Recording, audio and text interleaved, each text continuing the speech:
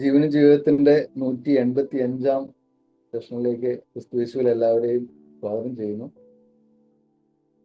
മലയെ മാറ്റുന്ന വിശ്വാസം, അതാണ് ഇന്നത്തെ ചിന്താ വിഷയം. ഞാൻ നിങ്ങളോട് പറയുന്നു, നിങ്ങൾ സംശയിക്കാതെ വിശ്വസിക്കുന്ന പക്ഷം ഈ അത്തിവൃക്ഷത്തോട് ഞാൻ ചെയ്തത് നിങ്ങൾ ചെയ്യുമെന്ന് മാത്രമല്ല, ഈ മലയോട് പോയി കടലിൽ വീഴുക എന്ന് പറഞ്ഞാൽ അത് സംഭവിക്കും നിശ്ചയം. ഈ കാലഘട്ടത്തിൽ ഉപരിവിപ്ലവമായി ബൈബിളിനെ കണ്ട് വിമർശിക്കാൻ ശ്രമിക്കുന്നവർ ഈ വാചകം കണ്ടാൽ തീർച്ചയായിട്ടും ചോദിക്കാൻ സാധ്യതയുണ്ട്, കർത്താവ് ഇങ്ങനെ പറഞ്ഞിട്ടില്ലേ, എന്നിട്ട് നിങ്ങൾക്ക് അങ്ങനെ ചെയ്യാൻ കഴിയുന്നുണ്ടോ എന്ന് ചോദിക്കാൻ സാധ്യതയുണ്ട്. ഈ ഒരു പ്രയോഗം മത്തായി, മർക്കോസ് സുവിശേഷങ്ങളിലും കൊരിന്ത്യ ലേഖനത്തിലുമൊക്കെ നമുക്ക് കാണാം. എന്താണ് ഈ പ്രയോഗം കൊണ്ട് ഉദ്ദേശിക്കുന്നത്? ഇങ്ങനെയുള്ള വിശ്വാസം ഇന്ന് ഉണ്ടോ? ഇതിന്റെ വിവിധ അർത്ഥ തലങ്ങളെക്കുറിച്ച് വിശദമായിട്ട് നമുക്ക് അറിയാൻ ശ്രമിക്കാം. പ്രിയ പ്രമോദ് ഫിലിപ്പ് സോദരനാണ് നമ്മെ അതിനായിട്ട് ഇന്ന് സഹായിക്കുന്നത്.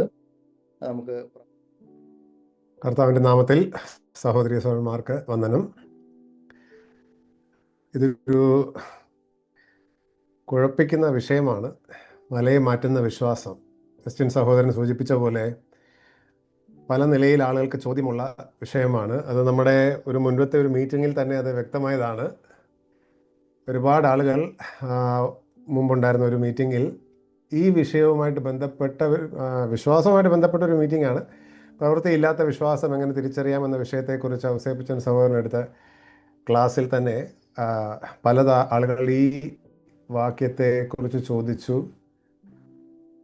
അപ്പോൾ എല്ലാവർക്കും സംശയമുള്ളതും വെല്ലുവിളിയായിട്ടിരിക്കുന്നതുമായിട്ടുള്ള വാക്യങ്ങളാണിത്. എന്നാൽ അതിൽ എന്നെ ഏറ്റവും വലിയ കുഴപ്പിച്ച ഒരു കാര്യം, ഔസേപ്പിച്ചൻ സഹോദരൻ അതിനിടയ്ക്കൊരു ഡയലോഗ് അടിച്ചു. നിങ്ങൾ കേട്ടവർക്കറിയാം. അദ്ദേഹം ഈ കുറേ ക്വസ്റ്റ്യനൊക്കെ വന്നപ്പോൾ അദ്ദേഹം പറഞ്ഞു, ഇതിനെക്കുറിച്ച് ഇനി മലയെ മാറ്റുന്ന വിശ്വാസമുള്ള ആൾ വന്ന് ക്ലാസ് എടുക്കുമെന്ന്. അത് കേട്ട് ശരിക്കും പറഞ്ഞാൽ ഞാൻ പേടിച്ചു പോയി. ഈ വിഷയം ഏൽപ്പിച്ചപ്പോൾ എനിക്ക് ഉണ്ടായിരുന്ന ഒരു വലിയ പ്രശ്നം ഇതാണ്. കാരണം ഇതൊരു വളരെ ചലഞ്ചിങ് ആയിട്ടുള്ള വെല്ലുവിളി ഉയർത്തുന്ന ഒരു വിഷയമാണ്. ഇത് വേറെ ആരെങ്കിലും എടുക്കുന്നതായിരിക്കും നല്ലതെന്ന് ചിന്തിച്ചു. പിന്നെ ഔസേപ്പിച്ചൻ സാറിൻ്റെ ക്ലാസ്സിൽ അദ്ദേഹം പറഞ്ഞതിൻ്റെ വേറൊരു കാര്യമുണ്ട്, അതൊരു ആശ്വാസമായി. മലയെ മാറ്റുന്ന വിശ്വാസമുള്ള ആരും നമ്മുടെ ഇടയിൽ ഇല്ലല്ലോ എന്ന് അദ്ദേഹം ഇടയ്ക്ക് പറഞ്ഞു. തമാശക്കായിരിക്കും പറഞ്ഞതെങ്കിലും അത് കേട്ടപ്പോൾ ഒരു ആശ്വാസമായി. നമ്മൾക്ക്, ഞാനൊരു മണ്ടനാണെങ്കിലും നിങ്ങളും മണ്ടന്മാരാണെന്ന് കേൾക്കുമ്പോൾ ഉള്ള ഒരു ആശ്വാസം, അങ്ങനെ ഒരു ആശ്വാസം ഉണ്ടാവാനിടയായി. ശരി, ഇനി നമുക്ക് കാര്യത്തിലേക്ക് വരാം. നമ്മളുടെ ഇന്നത്തെ ഈ വിഷയത്തിൽ അദ്ദേഹം നമ്മുടെ ജസ്റ്റിൻ സാറിനെ സൂചിപ്പിച്ച ചില വാക്യങ്ങൾ, ഏതാനും വാക്യങ്ങൾ, ഈ ആശയം പറയുന്ന ഏതാനും വാക്യങ്ങളുണ്ട്. നമുക്ക് ആ മുഖവരിയായിട്ട് ആ വാക്യങ്ങളൊന്ന് ആദ്യമായി നോക്കാം. മത്തായി സുവിശേഷം 17-21 വാക്യത്തിൽ നമ്മളിങ്ങനെയാണ് വായിക്കുന്നത്: നിങ്ങൾക്ക് കടുകുമണിയോളം വിശ്വാസമുണ്ടെങ്കിൽ ഈ മലയോട് ഇവിടെ നിന്ന് അങ്ങോട്ട് നീങ്ങുക എന്ന് പറഞ്ഞാൽ അത് നീങ്ങും, നിങ്ങൾക്കൊന്നും അസാധ്യമാകുകയുമില്ല. അപ്പോൾ അവിടെയാണ് മലയോട് നീങ്ങാൻ പറയുന്ന ഒരു വാക്യം. വേറെ ഒരെണ്ണം മത്തായിയുടെ 21-22 വാക്യങ്ങളിൽ ഇങ്ങനെയാണ്: അതിന് യേശു, നിങ്ങൾ സംശയിക്കാതെ വിശ്വാസമുള്ളവരായാൽ ഈ അത്തിയോട് ചെയ്തത് നിങ്ങളും ചെയ്യും എന്ന് മാത്രമല്ല, ഈ മലയോട് നീങ്ങി കടലിലേക്ക് ചാടിപ്പോകുക എന്ന് പറഞ്ഞാൽ അതും സംഭവിക്കുമെന്ന് ഞാൻ സത്യമായിട്ട് നിങ്ങളോട് പറയുന്നു. നിങ്ങൾ വിശ്വസിച്ചുകൊണ്ട് പ്രാർത്ഥനയിൽ എന്ത് യാചിച്ചാലും നിങ്ങൾക്ക് ലഭിക്കും എന്ന് ഉത്തരം പറഞ്ഞു. ഈ വാക്യത്തിന് സമാന്തരമായിട്ടുള്ള വേറൊരു ഭാഗമാണ് മർക്കോസ് എഴുതിയിരിക്കുന്ന സുവിശേഷത്തിൽ 11-22 വാക്യങ്ങൾ. അവിടെയും യേശു അവരോട് ഉത്തരം പറഞ്ഞത്, ദൈവത്തിൽ വിശ്വാസമുള്ളവരായിരിക്കും, ആരെങ്കിലും തൻ്റെ ഹൃദയത്തിൽ സംശയിക്കാതെ താൻ പറയുന്നത് സംഭവിക്കുമെന്ന് വിശ്വസിച്ചും കൊണ്ട് ഈ മലയോട് നീങ്ങി കടലിൽ ചാടിപ്പോകുക എന്ന് പറഞ്ഞാൽ അവൻ പറഞ്ഞതുപോലെ സംഭവിക്കുമെന്ന് ഞാൻ സത്യമായിട്ട് നിങ്ങളോട് പറയുന്നു. ഈ ആശയം തന്നെ എന്നാൽ വേറെ ചില സാദൃശ്യങ്ങളുമായിട്ട് പറഞ്ഞിരിക്കുന്നതാണ് ലൂക്കോസിൻ്റെ സുവിശേഷത്തിൽ. അതിൻ്റെ 17-6 വാക്യത്തിൽ കർത്താവ് പറഞ്ഞത് എങ്ങനെയാണ്? അതിന് കർത്താവ് പറഞ്ഞത് 17-6: നിങ്ങൾക്ക് കടുകുമണിയോളം വിശ്വാസമുണ്ടെങ്കിൽ ഈ കാട്ടത്തിയോട് വേരോടെ പറഞ്ഞ് കടലിൽ നട്ടുപോകുക എന്ന് പറഞ്ഞാൽ അത് നിങ്ങളെ അനുസരിക്കും. അപ്പോൾ ഇത് കാട്ടത്തിയെ ഉദാഹരണമായി എടുത്തെങ്കിലും മലയോട് അതേപോലെ ആശയം തന്നെയാണ്. കാരണം കടുകുമണിയുമായിട്ടാണ് രണ്ടിനെയും സാദൃശ്യപ്പെടുത്തിയിരിക്കുന്നത്. അസാധ്യമായ കാര്യങ്ങൾ ആണ് പറഞ്ഞിരിക്കുന്നത്, ചെയ്യാൻ പറ്റുമെന്ന് പറഞ്ഞിരിക്കുന്നത്, മാനുഷികമായി പറഞ്ഞ അസാധ്യമായ കാര്യങ്ങൾ. അതിനാൽ ഇതും അതേ ആശയം തന്നെയാണ് പറയുന്നത് എന്ന് വേണം കരുതാൻ. കൊരിന്ത്യ ലേഖനത്തിൽ പൗലോസും ഈ ഒരു മലയെ മാറ്റുന്ന പദപ്രയോഗം ഉപയോഗിച്ചിട്ടുണ്ട്.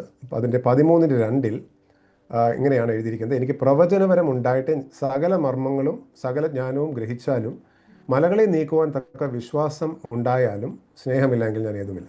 അപ്പം മലകളെ നീക്കുവാൻ തക്ക വിശ്വാസം എന്ന ഒരു പ്രയോഗം അവിടെ ഉപയോഗിച്ചിട്ടുണ്ട്. അപ്പം നമ്മൾ ഇന്നത്തെ ദിവസം ഞാൻ വിചാരിക്കുന്നത് ഇതിനെ എങ്ങനെയാണ് അപ്രോച്ച് ചെയ്യേണ്ടത്, എങ്ങനെയാണ് ഇതിനെ ക്രമത്തിൽ നമ്മൾ ചിന്തിക്കേണ്ടത്. ഞാൻ ഇങ്ങനെയാണ് ചിന്തിച്ചത്. ഒന്നാമതായിട്ട് മലയെ മാറ്റുക, അല്ലെങ്കിൽ കടലിലേക്ക് മലയെ ചാടിക്കുക, കാട്ടത്തിയെ വേരോടെ പറിച്ച് കടലിൽ നട്ടുകളയുക, ഇങ്ങനെയുള്ള പദപ്രയോഗങ്ങൾ കൊണ്ട് എന്താണ് ഉദ്ദേശിക്കുന്നത്? ഇതാണ് നാം ആദ്യമായിട്ട് മനസ്സിലാക്കേണ്ടത്. അതിനുശേഷം നമുക്ക് ഒരു കാര്യം ചോദിക്കാം. രണ്ടാമതായിട്ട്, എന്താണ് ഈ മലയെ മാറ്റുന്ന വിശ്വാസം, അല്ലെങ്കിൽ കാട്ടത്തിയെ വേരോടെ പറിച്ച് കടലിൽ നാട്ടാൻ കഴിയുന്ന വിശ്വാസം എന്ന് പറഞ്ഞാൽ എന്താണ്? അത് നമുക്ക് മനസ്സിലാവുകയാണെങ്കിൽ മൂന്നാമതായിട്ട് നമുക്ക് ഇങ്ങനെ ചോദിക്കാം: മലയെ മാറ്റുന്ന വിശ്വാസം നമുക്കുണ്ടോ? ഇല്ലെങ്കിൽ അത് ഉണ്ടാകാനായിട്ട് കഴിയുമോ എന്ന് നമുക്ക് ചോദിക്കാം. നാലാമതായിട്ട്, ഇത് ഉണ്ടാകാനായിട്ട് എന്താണ് നമ്മൾ ചെയ്യേണ്ടത്? അതിനെക്കുറിച്ച് അല്പം ചിന്തിക്കുകയും സമയം കിട്ടുകയാണെങ്കിൽ ചിന്തിക്കാം, അല്ലെങ്കിൽ നമുക്ക് ചർച്ചയുടെ സമയത്ത് അല്പമായിട്ട് ചിന്തിക്കാം.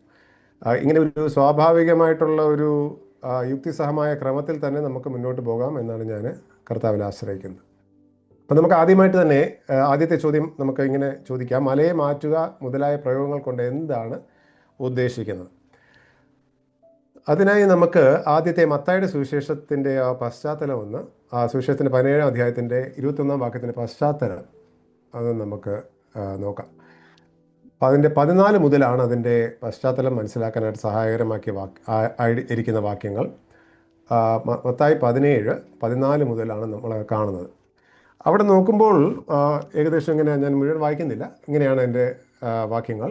അവൻ പുരുഷാരത്തിൻ്റെ അടുക്കൽ വന്നാറെ ഒരു മനുഷ്യൻ അവൻ്റെ വന്ന് മുട്ടുകുത്തി, കർത്താവെ, എൻ്റെ മകനോട് കരുണയുണ്ടാകണമേ, അവൻ ചന്ദ്രരോഗം പിടിച്ച് പലപ്പോഴും തീയിലും പലപ്പോഴും വെള്ളത്തിലും വീണ് വല്ലാതെ കഷ്ടത്തിലായിരിക്കുന്നു. അപ്പോൾ ഇങ്ങനെയുള്ള ഒരു മനുഷ്യനെ സൗഖ്യമാക്കാനായിട്ട് ശിഷ്യന്മാരുടെ അടുക്കൽ കൊണ്ടുവന്ന് അവർക്ക് കഴിഞ്ഞില്ല. ഇതാണ് അതിൻ്റെ പശ്ചാത്തലം. അപ്പോൾ കർത്താവ് അവരുടെ കഴിവില്ലായ്മയ്ക്ക് എതിരായിട്ടാണ് സംസാരിക്കുന്നത്. 17-ാം വാക്യമൊക്കെ നോക്കിയാൽ, അവിശ്വാസവും കോട്ടവും ഉള്ള തലമുറയെ എന്ന് പറഞ്ഞ തലമുറയെ അവിശ്വാസമുള്ള ആളുകളായിട്ടാണ് പറഞ്ഞിരിക്കുന്നത്. താഴോട്ട് വരുമ്പോൾ കർത്താവ് ഒരു ഭൂതം ബാധിച്ച മനുഷ്യനാണ്. അദ്ദേഹത്തെ ഭൂതത്തെ ശാസിച്ച് ഈ വ്യക്തിയെ സൗഖ്യമാക്കുന്നതായിട്ടാണ് നമ്മൾ കാണുന്നത്. ഈ ബാലനെ സൗഖ്യമാക്കി. 19-ാം വാക്യത്തിലേക്ക് വരുമ്പോൾ, ശിഷ്യന്മാർ സ്വകാര്യമായി യേശുവിൻ്റെ അടുക്കൽ വന്ന് ഞങ്ങൾക്കതിനെ പുറത്താക്കി കൂടാത്തത് എന്ത് എന്ന് ചോദിച്ചു. അപ്പോൾ പശ്ചാത്തലം നമ്മൾ നോക്കിയാൽ ശിഷ്യന്മാർക്ക് കഴിയാതിരിക്കുന്ന, അവരുടെ ഒരു പരാജയം സംഭവിച്ചിരിക്കുകയാണ്. അങ്ങനെയുള്ള ഒരു സെറ്റിങ്ങിലാണ് കർത്താവ് ഇത് പറയുന്നത്. ഞങ്ങൾക്ക് എന്തുകൊണ്ട് ഇത് സാധിച്ചില്ല, ഞങ്ങൾ എന്തുകൊണ്ട് പരാജയപ്പെട്ടു? അപ്പോൾ കർത്താവ് അതിന് ഉത്തരം പറയുന്നതാണ് 20-ാം വാക്യം. അവൻ അവരോട്, നിങ്ങളുടെ അല്പവിശ്വാസം നിമിത്തമത്രേ. അവരുടെ പ്രശ്നം നിങ്ങളുടെ അല്പവിശ്വാസ നിമിത്തമാണ് നിങ്ങൾക്കിത് കഴിയാത്തതെന്നാണ് കർത്താവ് പറഞ്ഞത്. അതിനുശേഷമാണ് നമ്മുടെ വാക്യം 21, നിങ്ങൾക്ക് കടുകുമണിയോളം വിശ്വാസമുണ്ടെങ്കിൽ ഈ മലയോട് ഇവിടെ നിന്ന് അങ്ങോട്ട് നീങ്ങുക എന്ന് പറഞ്ഞാൽ അത് നീങ്ങും, നിങ്ങൾക്ക് ഒന്നും അസാധ്യമാകുകയില്ല എന്ന് പറഞ്ഞിരിക്കുന്നത്. അപ്പോൾ ഇങ്ങനെ ഒരു പശ്ചാത്തലത്തിൽ കർത്താവ് മലയെ നീക്കാനെന്ന് പറയുമ്പോൾ എൻ്റെ അർത്ഥം എന്താണ്? ആക്ഷരികമായി മല മാറ്റി വെക്കുക എന്നുള്ളത് ആ പശ്ചാത്തലവുമായിട്ട് ബന്ധമുള്ള കാര്യമല്ല. കാരണം അവിടുത്തെ പ്രശ്നം ഭൂതഗ്രസ്തനെ സൗഖ്യമാക്കാൻ, ഒരു പ്രത്യേക ഭൂതം ബാധിച്ച ഒരു വ്യക്തിയെ സൗഖ്യമാക്കാൻ ഇവർക്ക് കഴിഞ്ഞില്ല. രസകരമായ സംഭവം, ഇവർക്ക് ഭൂതങ്ങളെ സൗഖ്യമാക്കാനുള്ള വരം കർത്താവ് മുന്നമേ കൊടുത്തതാണ്. എന്നിട്ടും ഒരാളെ സൗഖ്യമാക്കുന്നതിൽ അവർ പരാജയപ്പെടുകയാണ് ചെയ്യുന്നത്, ഈ പറഞ്ഞ ആളെ. അപ്പോൾ അതിൻ്റെ ഒരു പശ്ചാത്തലത്തിലാണ് ഈ മലയുടെ കാര്യം പറയുന്നത്. ആക്ഷരികമായി മല അങ്ങ് മാറ്റി കടലിടാമെന്നുള്ള അർത്ഥമാകാൻ സാധ്യതയില്ല. നമ്മൾക്ക് ചരിത്രത്തിൽ നോക്കിയാലും, ബൈബിളിൻ്റെ ചരിത്രവും അല്ലാത്ത ചരിത്രത്തിൽ നോക്കിയാലും, അപ്പോസ്തലന്മാരും വേറെ ഒരു ക്രിസ്ത്യാനിയും ഒരു വിശ്വാസിയും ഒരു മലേനെ യേശു പറഞ്ഞ രീതിയിൽ പറിച്ച് കടലിലേക്ക് ചാടിക്കാനായിട്ട് കഴിഞ്ഞിട്ടില്ല, അങ്ങനെ ചെയ്തിട്ടുമില്ല. ഈ പശ്ചാത്തലം വെച്ച് നോക്കുമ്പോഴും അതല്ല അതിൻ്റെ അർത്ഥം എന്ന് വേണം നമ്മൾക്ക് മനസ്സിലാക്കാൻ. അപ്പോൾ ഇങ്ങനെ ഒരു പശ്ചാത്തലത്തിൽ നമ്മൾ ചിന്തിച്ചാൽ ഇതിൻ്റെ അർത്ഥം നമുക്ക് മനസ്സിലാകുന്നത് ഒരു സാധാരണ നിലയിൽ അഥവാ മാനുഷികമായ നിലയിൽ അസാധ്യമായ കാര്യങ്ങളെ ചെയ്യാൻ കഴിയുക. കാരണം മലയെ പിടിച്ച് വെള്ളത്തിലിടുക, അല്ലെങ്കിൽ അത്തിവൃക്ഷത്തെ പറിച്ച് വെള്ളത്തിലിടുക എന്ന് പറഞ്ഞാൽ അതൊരു മാനുഷികമായ അസാധ്യമായ കാര്യമാണ്.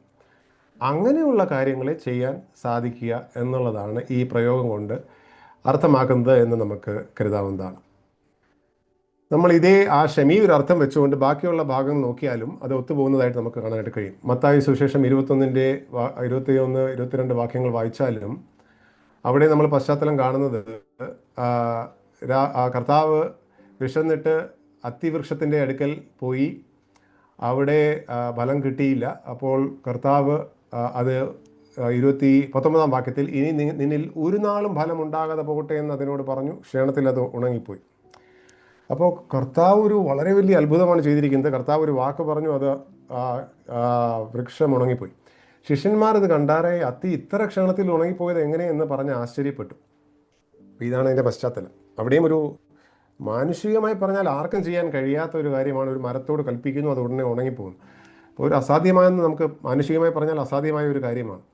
ആ പശ്ചാത്തലത്തിലാണ് കർത്താവ് പറയുന്നത് ഇതെങ്ങനെ ഉണങ്ങിപ്പോയെന്ന് ചോദിച്ചപ്പോൾ, ഇത്ര പെട്ടെന്ന് ഇത്ര ക്ഷണത്തിൽ എങ്ങനെ ഉണങ്ങിപ്പോയെന്ന് ചോദിച്ചപ്പോൾ അതിന് മറുപടിയായിട്ട് കർത്താവ് പറയുന്നതാണ് 21 വാക്യം, മത്തായി 21:21.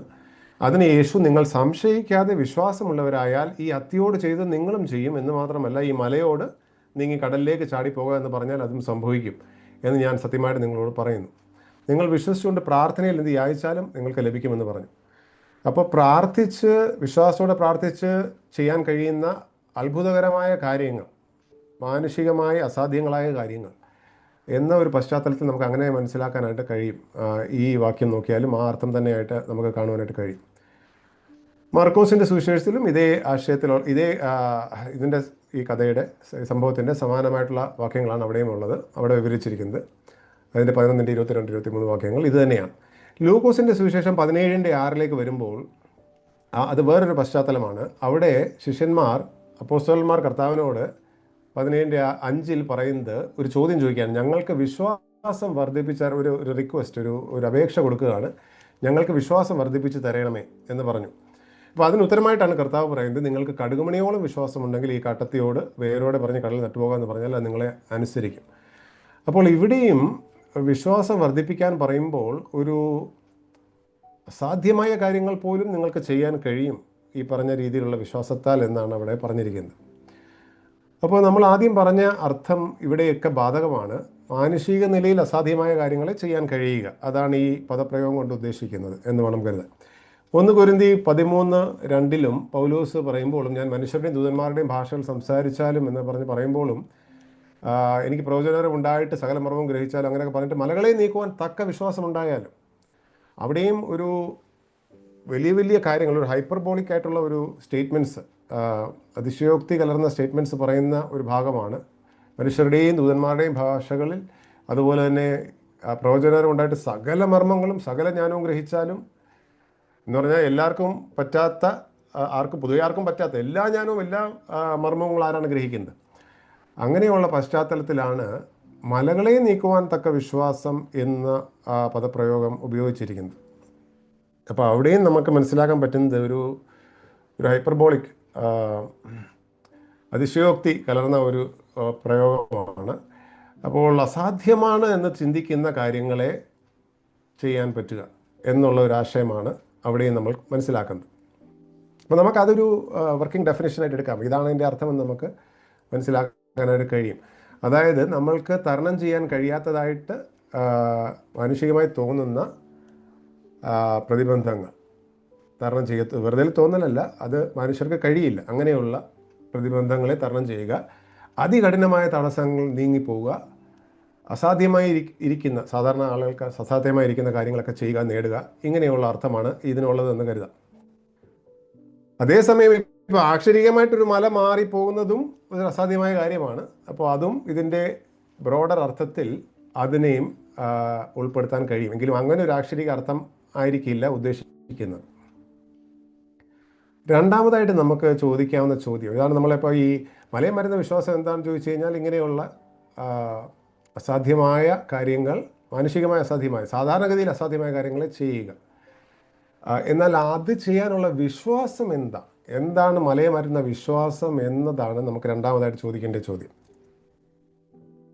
ഇത് മനസ്സിലാക്കുന്നതിൽ ഒരല്പം ബുദ്ധിമുട്ടുണ്ട്. എനിക്ക് കുറച്ച് ബുദ്ധിമുട്ട് അനുഭവിച്ചത് ഈ ഒരു ചോദ്യത്തിൻ്റെ ഉത്തരം ചിന്തിക്കുന്നതിലാണ്. ഞാൻ മനസ്സിലാക്കിയ ചില ചിന്തകൾ പങ്കുവയ്ക്കാം. അവസാനം നമുക്കൊരു ധാരണയിലേക്ക് എത്താനായിട്ട് ശ്രമിക്കാം. ആദ്യമായി ഇവിടെ നമ്മൾ കാണുന്നത് ചില വാക്യങ്ങളിൽ കടുകുമണിയുമായിട്ട് താരതമ്യപ്പെടുത്തിയാണ് ഈ വിശ്വാസത്തെ പറഞ്ഞിരിക്കുന്നത്. വേറെ ചില വാക്യങ്ങളിൽ ഒരു താരതമ്യവും ഇല്ലാതെയാണ് പറഞ്ഞിരിക്കുന്നത്. അപ്പോൾ ഈ താരതമ്യപ്പെടുത്തിയിട്ടുള്ള വാക്യങ്ങൾ നമുക്ക് ആദ്യം ശ്രദ്ധിക്കാം. മത്തായി കടുകുമണിയുമായി താരതമ്യപ്പെടുത്തിയിട്ടുള്ള വാക്യങ്ങൾ മത്തായി 17:21 മറ്റും കടുകുമണിയോളം വിശ്വാസമുണ്ടെങ്കിൽ മലയെ മാറ്റാൻ കഴിയും. അപ്പോൾ ഈ വിശ്വാസം എന്താണെന്ന് അറിയണമെങ്കിൽ ഈ കടുകുമണിയോളം വിശ്വാസം എന്താണെന്നും കൂടെ നമുക്ക് മനസ്സിലാക്കേണ്ട സഹായകരമാകും. അത് മനസ്സിലാക്കിയാൽ മറ്റേത് മനസ്സിലാകാനായിട്ട് കഴിയും. ഇതിനെക്കുറിച്ച് പൊതുവേ നമ്മൾ പല കമൻ്ററിയോ ബൈബിൾ ടീച്ചേഴ്സിൻ്റെയൊക്കെ നോക്കിയാൽ പൊതുവേ ഉള്ള ഒരു അർത്ഥം പറയുന്നത്, കടുകുമണിയുടെ അത്രയും ചെറിയ വിശ്വാസം, കടുകുമണി അവരുടെ അഗ്രികൾച്ചറിലെ കൃഷിയിലെ ഏറ്റവും ചെറിയ വിത്താണ്, അപ്പോൾ അത്രയും വിശ്വാസം മതി എന്ന ഒരു ആശയമാണ് പലരും അതിന് നൽകിയിട്ടുള്ള വിവക്ഷ. അതിലൊരു സത്യം ഉണ്ടെന്ന് തന്നെ വേണം കരുതാൻ. കാരണം ഇതിന് അങ്ങനെ ഒരു അർത്ഥമുണ്ടല്ലോ. കടുകുമണി എന്ന് പറഞ്ഞാൽ അവർക്കറിയാം ഏറ്റവും ചെറിയ വിത്താണെന്നൊരു അർത്ഥമുണ്ട്. അപ്പോൾ അതിനങ്ങനെ ഒരു അർത്ഥം ഒരുപക്ഷെ ശരിയായിരിക്കാം. എങ്കിലും അതിലൊരു അത്രയും ചെറിയ വിശ്വാസം എന്ന് മാത്രം നമ്മൾ പറഞ്ഞാൽ അതിലൊരു പ്രശ്നമുണ്ട്. അതെന്താണെന്ന് ഞാൻ ചർച്ച ചെയ്യാം. ഒന്നാമതായിട്ട് നമ്മുടെ മലയാളം പരിഭാഷയിൽ അതിനെ കാണുന്നത്, ആ വാക്യം മത്തായി 17:21 നമുക്കൊന്ന് നോക്കാം. മലയാളത്തിൽ 20-ാം വാക്യത്തിൽ അവൻ അവരോട് നിങ്ങളുടെ അല്പവിശ്വാസ നിമിത്തമത്രേ നിങ്ങൾക്ക് എന്ന് പറഞ്ഞിട്ട് 21-ൽ നിങ്ങൾക്ക് കടുകുമണിയോളം വിശ്വാസമുണ്ടെങ്കിൽ, അങ്ങനെയാണ് കിടക്കുന്നത്. അപ്പോൾ കടുകുമണിയോളം വിശ്വാസം എന്നാണ് നമ്മുടെ മലയാളം പരിഭാഷയിൽ കിടക്കുന്നത്. എന്നാൽ ഇതിൻ്റെ മൂലഭാഷയിൽ പരിശോധിച്ചാൽ ഇവിടെ കടുകുമണിയോളം എന്ന് പറഞ്ഞാൽ കടുകുമണിയോളം അല്ല, ഞാൻ മനസ്സിലാക്കുന്ന കടുകുമണിയോളം എന്ന് പറഞ്ഞാൽ കടുകുമണിയുടെ അത്രയും ചെറുത് എന്നൊരു ധ്വനി അതിൻ്റെ പുറകിലുണ്ട്. കടുകുമണിയോളം മതി എന്ന് പറഞ്ഞാൽ. എന്നാൽ മൂലഭാഷയിൽ അങ്ങനെ എടുത്ത് പറഞ്ഞിട്ടില്ല. അതായിരിക്കാം അർത്ഥം, പക്ഷെ അങ്ങനെ എടുത്ത് പറഞ്ഞിട്ടില്ല. അവിടെ പറഞ്ഞിരിക്കുന്നത് ആസ് എ മസ്റ്റർഡ്, ആസ് എന്നുള്ള അല്ലെങ്കിൽ ലൈക്ക് അല്ലെങ്കിൽ ആസ് എന്നുള്ള വാക്കാണ് ഗ്രീക്ക് ഭാഷയിൽ. അപ്പോൾ കടുകുമണി പോലെ വിശ്വാസം, കടുകുമണി പോലെയുള്ള വിശ്വാസം. അപ്പോൾ കടുകുമണിയോളം വിശ്വാസം എന്ന് പറയുമ്പോഴും കടുകുമണി പോലെയുള്ള വിശ്വാസം എന്ന് പറയുമ്പോൾ ഉള്ളൊരു ചെറിയൊരു വ്യത്യാസം നമ്മൾ ചിന്തിച്ചാൽ, കടുകുമണിയോളം എന്ന് പറഞ്ഞാൽ അതിൻ്റെ വലിപ്പക്കുറവിനെ അങ്ങ് എക്സ്പ്ലിസിറ്റ് ആക്കിയിരിക്കുകയാണ്, അതിനെ അങ്ങ് എടുത്ത് പറഞ്ഞിരിക്കുകയാണ്. എന്നാൽ കടുകുമണി പോലെ എന്ന് പറഞ്ഞാൽ കടുകുമണിയുമായിട്ടൊരു താരതമ്യമുണ്ട്. അതിൻ്റെ ഏത് ആസ്പെക്റ്റുമായിട്ടാണ് അല്ലെങ്കിൽ ഏത് മേഖലയുമായിട്ടാണ് താരതമ്യപ്പെടുത്തിയിരിക്കുന്നത് എന്നുള്ളത് എക്സ്പ്ലിസിറ്റ് അല്ല, അത് വ്യക്തമല്ല. കടുകുമണിയുമായിട്ടാണ് താരതമ്യം, അതിൻ്റെ ഏത് മേഖലയുമായിട്ടാണെന്നുള്ളത് അത്ര വ്യക്തമല്ല.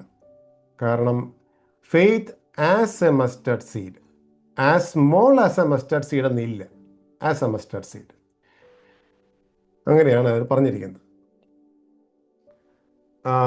പിന്നെ കടുകുമണിയുടെ വലിപ്പക്കുറവ് മാത്രമാണ് അവിടെ കർത്താവ് ഉദ്ദേശിച്ചതെങ്കിൽ നമ്മളൊരു പ്രത്യക്ഷത്തിൽ അതിലൊരു വൈരുദ്ധ്യം വരും. കാരണം നമ്മൾ വായിച്ച വാക്യത്തിൽ ശ്രദ്ധിച്ചാൽ ഇവർക്ക് എന്തുകൊണ്ട് ശിഷ്യന്മാർക്ക്, അപ്പോസ്തലന്മാർക്ക് ഭൂതത്തെ സൗഖ്യമാക്കാൻ കഴിഞ്ഞില്ല എന്നുള്ളത് 20-ാം വാക്യത്തിൽ പറയുന്നത്, നിങ്ങളുടെ അല്പവിശ്വാസം നിമിത്തമത്രേ, നിങ്ങൾക്ക് കുറച്ച് വിശ്വാസമേ ഉള്ളൂ എന്നുള്ളത് കൊണ്ടാണെന്നാണ് ആ വാക്കിൻ്റെ അർത്ഥം. നിങ്ങൾക്ക് കുറച്ച് വിശ്വാസം, നിങ്ങൾക്ക് ചെറിയ വിശ്വാസമേ ഉള്ളൂ. അത് പറഞ്ഞിട്ട് അടുത്ത വാക്യത്തിൽ നിങ്ങൾക്ക് കടുകുമണിയുടെ അത്രയും ചെറിയ വിശ്വാസമുണ്ടെങ്കിൽ ഈ മല പോലും നീങ്ങിപ്പോകുമെന്ന് കർത്താവ് പറഞ്ഞാൽ അവിടെ ഒരു വൈരുദ്ധ്യമില്ലേ? സന്ദർഭോചിതമായി നമ്മൾ ചിന്തിച്ചാൽ ഒരിടത്ത് പറയുകയാണ് നിങ്ങൾക്ക്, ഇങ്ങനെ നമുക്ക് അതിനെ ഒരുമിച്ച് പറഞ്ഞാൽ എങ്ങനെ പറയാം,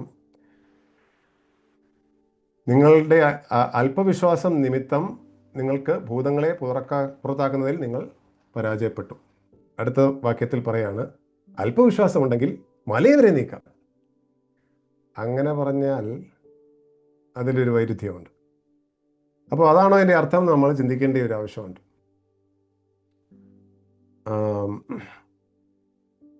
മാർക്കോസിൻ്റെ സുവിശേഷത്തിൽ ഇതേ സംഭവം വേറെ രീതിയിൽ കുറച്ച് വ്യത്യസ്തമായ നിലയിൽ കുറച്ചുകൂടെ വ്യത്യസ്തമായ ആശയങ്ങളോടെ ചേർത്ത് പറഞ്ഞിട്ടുണ്ട്. വാക്കുകൾ അല്പം വ്യത്യസ്തമായി പറഞ്ഞിട്ടുണ്ട്. മാർക്കോസിൻ്റെ സുവിശേഷം 9-ാം അധ്യായത്തിൽ ഈ സംഭവമുണ്ട്. 14 തൊട്ട് ആണ് അതിൻ്റെ സംഭവം എഴുതിയിരിക്കുന്നത്. അതിൻ്റെ 19-ാം വാക്യത്തിൽ നമ്മളിവിടെ വായിച്ച പോലെ അവിശ്വാസമുള്ള തലമുറയെ എന്നാണ് കർത്താവ് അവിടെ പറയുന്നത്. അവിടെ അവിശ്വാസം എന്നുള്ള വാക്കാണ്. ശിഷ്യന്മാരോട് പറഞ്ഞപ്പോൾ അല്പവിശ്വാസം എന്ന് പറഞ്ഞെങ്കിൽ ഇവിടെ തലമുറയോട് പറയുമ്പോൾ അവിശ്വാസമുള്ള തലമുറയെ എന്നാണ് അവിടെ പറഞ്ഞിരിക്കുന്നത്. രണ്ട് വ്യത്യസ്തമായ വാക്കുകളാണ് പറഞ്ഞിരിക്കുന്നത്. ഒന്ന് ചെറിയ വിശ്വാസം എന്ന അർത്ഥം തോന്നുന്ന വാക്കും ശിഷ്യന്മാരോടും, മറ്റേത് വിശ്വാസമില്ല എന്ന് തോന്നുന്ന വാക്കുമാണ് പറഞ്ഞിരിക്കുന്നത്.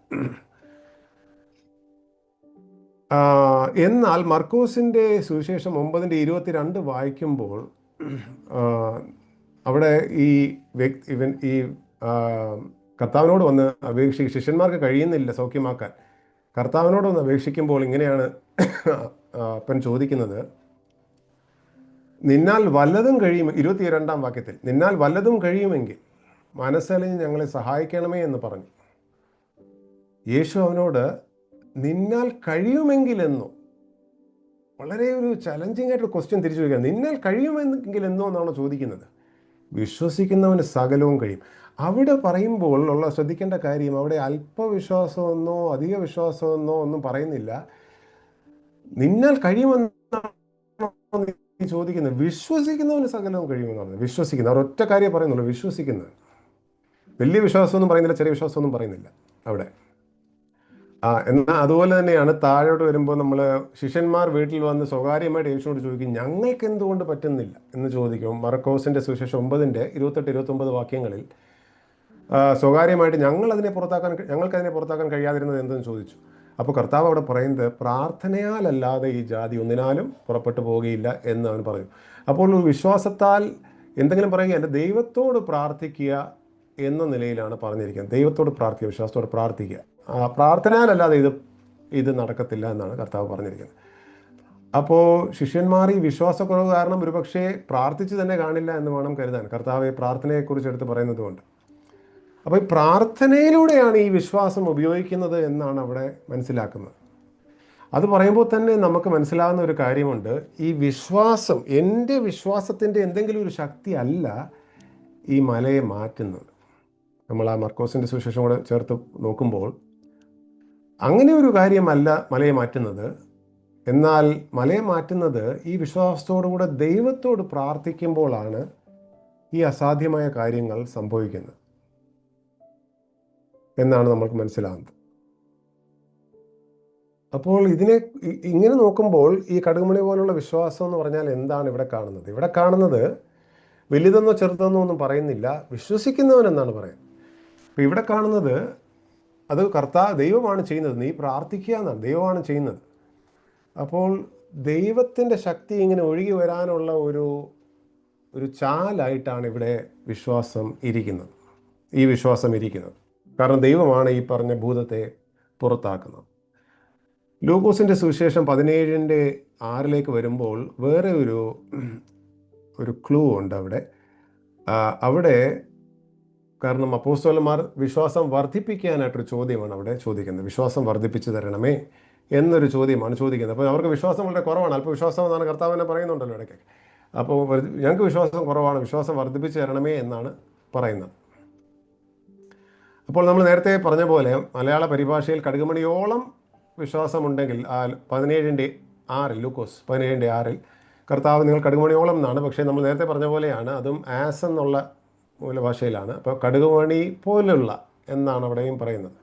കടുകുമണി പോലുള്ള വിശ്വാസമുണ്ടെങ്കിൽ ഈ കാട്ടത്തിയോട് വേരോടെ പറഞ്ഞ് കടൽ നട്ട് പോകുക എന്ന് പറഞ്ഞാൽ അത് നിങ്ങളനുസരിക്കും എന്നാണ് കർത്താവ് പറഞ്ഞത്. അപ്പോൾ ഇതിന് പല സാധ്യതകളുണ്ട്. കടുകുമണി പോലെ എന്ന് പറഞ്ഞാൽ ഞാൻ നേരത്തെ പറഞ്ഞ പോലെ മൂലഭാഷയിൽ നോക്കിയാൽ കടുകുമണിയുമായിട്ടാണ് താരതമ്യം. അതിൻ്റെ ഏത് മേഖലയുമായിട്ടാണെന്നുള്ളത് അവിടെ വ്യക്തമല്ല. അത് നമുക്ക് പശ്ചാത്തലമൊക്കെ വെച്ചും മനസ്സിലാക്കിയെടുക്കണം. ഒരു സാധ്യത അതിൻ്റെ ചെറുതാണെന്നുള്ളതായിരിക്കാം. എന്നാൽ വേറെ ഒരു സാധ്യത, അതിനോടൊപ്പം തന്നെ വേറെ സാധ്യതയുമുണ്ട്. ഞാൻ പിന്നീട് വരുന്ന കുറച്ച് കഴിയുമ്പോൾ പറയുന്നതാണ്. ഇനിയും വേറെ ചില വാക്യങ്ങൾ നോക്കാം. ഇതുവരെ നമ്മൾ നോക്കിയ കടുകുമണിയുമായിട്ട് താരതമ്യപ്പെടുത്തുന്ന വാക്യങ്ങളാണ്. ഇനി കടുകുമണിയുമായിട്ട് താരതമ്യം ഇല്ലാത്ത, നമ്മൾ നേരത്തെ വായിച്ചത് തന്നെയാണ്, ഏതാനും വാക്യങ്ങളുണ്ട്. അതിൻ്റെ പശ്ചാത്തലം കൂടെ നോക്കാം. കടുകുമണിയുമായിട്ടൊന്നും താരതമ്യമില്ല അങ്ങനെയുള്ള ചില വാക്യങ്ങൾ, പക്ഷേ മലയെ നീക്കുന്ന വിശ്വാസമാണ് താൻ. അപ്പോൾ അവിടെ മത്തായി 21 22 വാക്യങ്ങളിൽ അങ്ങനെ ഒരെണ്ണമുണ്ട്. അവിടെ പറയുന്നത്, യേശു പറയുന്നത് ഇങ്ങനെയാണ്: നിങ്ങൾ സംശയിക്കാതെ വിശ്വാസം ഉള്ളവരായാൽ ഈ അത്തിയോട് ചെയ്ത് നിങ്ങളും ചെയ്യും, എന്ന് മാത്രമല്ല മലയോട് നീ കടലിൽ ചാടിപ്പോ, അതും സംഭവിക്കും. അപ്പോൾ അവിടെ പറയുന്നതും ഈ വലിയ ചെറിയ വിശ്വാസമൊന്നും കാണുന്നില്ല. അവിടെ പറയുന്നത് സംശയിക്കാത്ത വിശ്വാസമാണ് അവിടെ എടുത്ത് ഊന്നി പറയുന്നത്.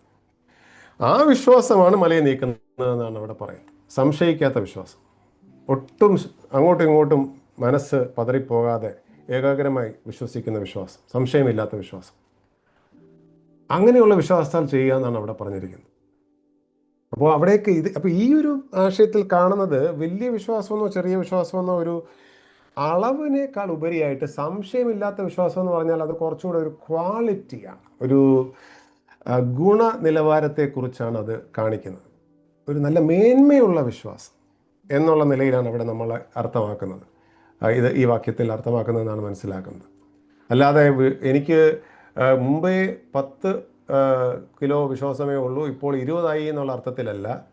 കുറച്ചുകൂടെ പ്യുവറായിട്ടുള്ള, കുറച്ചുകൂടെ മേന്മയുള്ള, അവിശ്വാസത്തിൻ്റെ കോട്ടം തട്ടാത്ത, അങ്ങനെയുള്ള ഒരു ക്വാളിറ്റേറ്റീവ് സ്റ്റേറ്റ്മെൻ്റ് ആയിട്ടാണ് അവിടെ ഇരിക്കുന്നത്.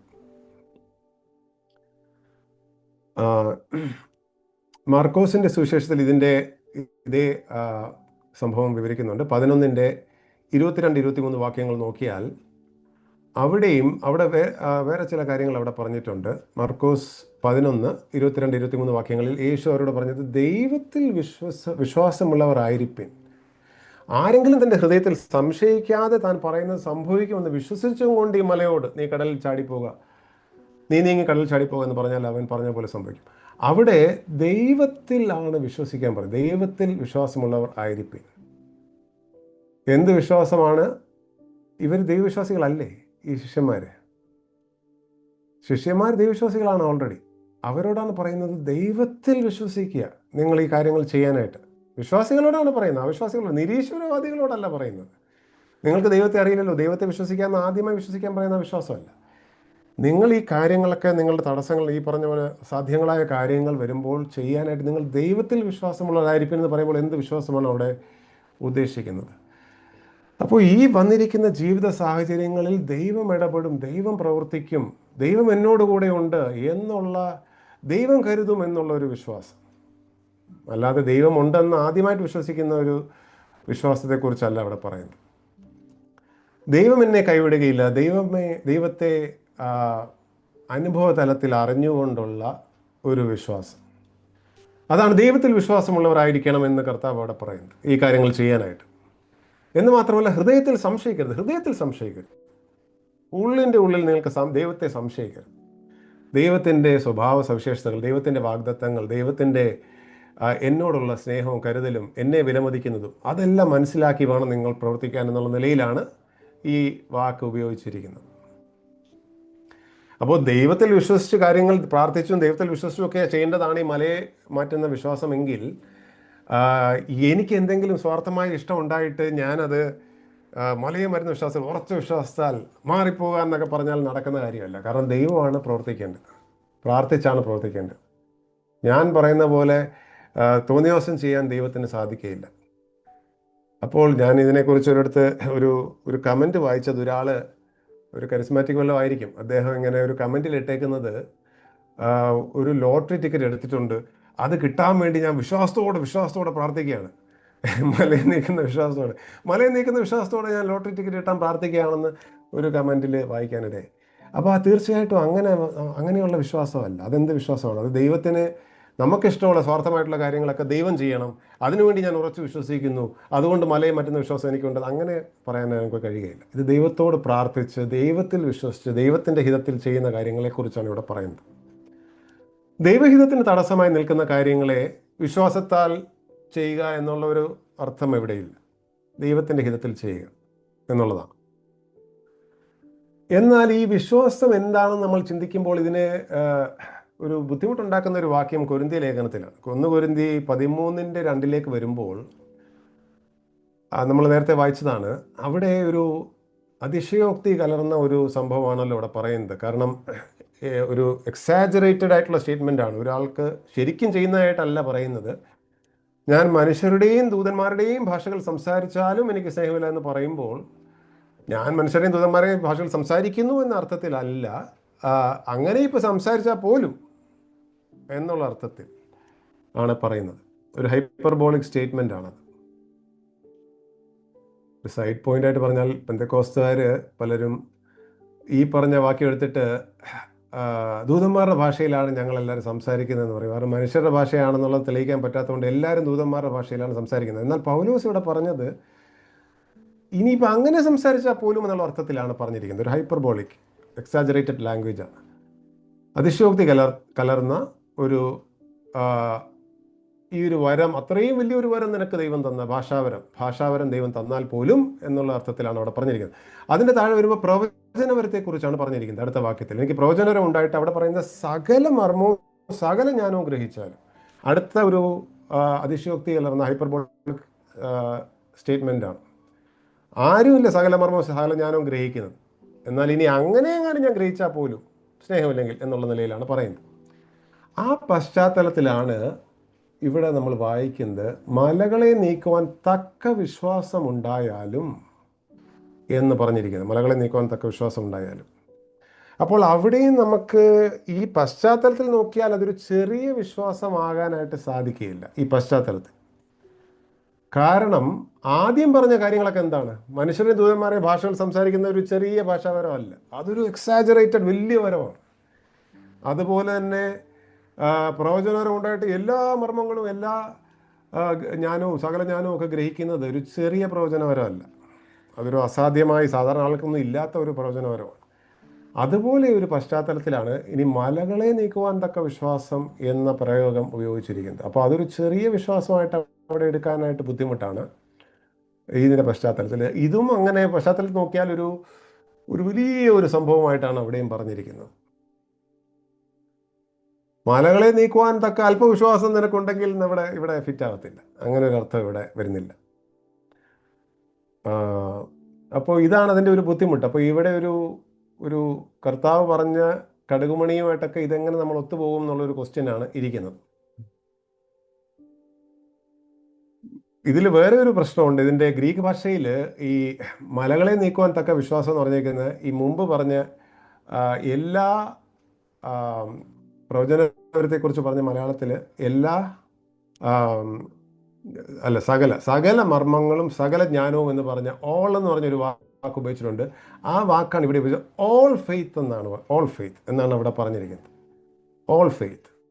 ഓൾ ഫെയ്ത്ത് ഉണ്ടെങ്കിലും സകല വിശ്വാസവും നിനക്കുണ്ടെങ്കിലും എന്ന അർത്ഥത്തിലാണ് ഈ മലകളെ നീക്കുവാൻ തക്ക വിശ്വാസത്തെ പറഞ്ഞിരിക്കുന്നത് അവിടെ. അപ്പോൾ അവിടെ നമുക്കൊരു പ്രതിസന്ധിയുണ്ട്, ഒരു ഡൈലമ വരും. എന്താണ് ഈ കർത്താവ് ഉദ്ദേശിച്ചതും പൗലോസ് ഉദ്ദേശിച്ചതും? ഇത് വിരുദ്ധമായിട്ട് പറയാനായിട്ട് കഴിയില്ല. രണ്ടും മലകളെ നീക്കുന്നതല്ലേ.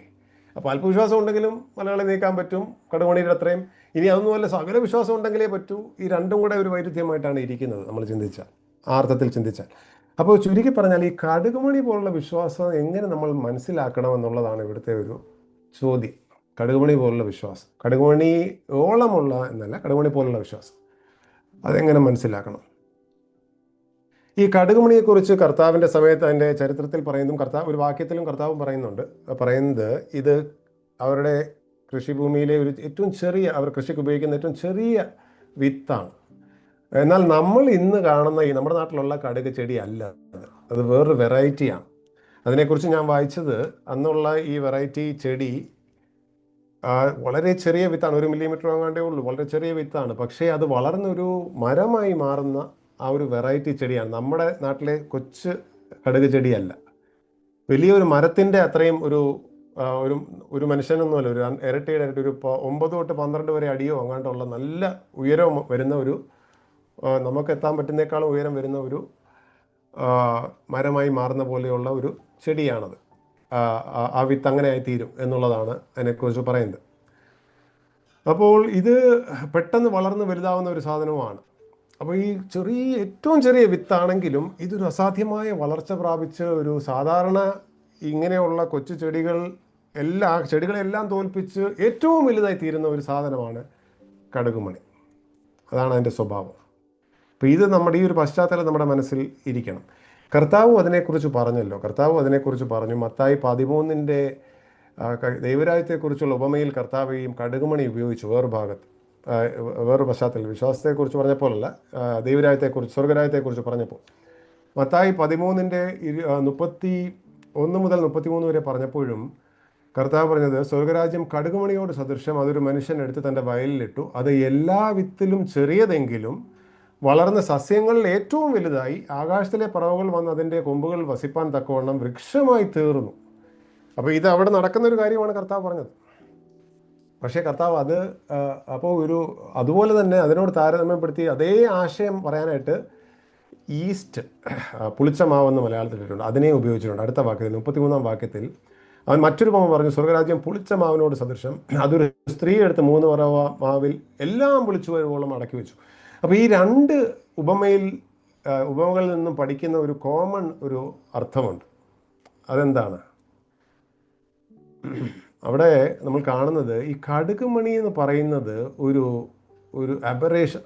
Mustard seed as an aberration to other seeds, other plant seeds എന്ന് പറഞ്ഞാൽ മറ്റ് ചെറിയ സസ്യങ്ങളെ ഉളവാക്കാൻ കഴിയുന്ന മറ്റ് വിത്തുകളുടെ ഇടയിൽ ഒരു വ്യത്യസ്തമായ ഒരു വിത്താണ് കടുകുമണിയുടെ വിത്ത്.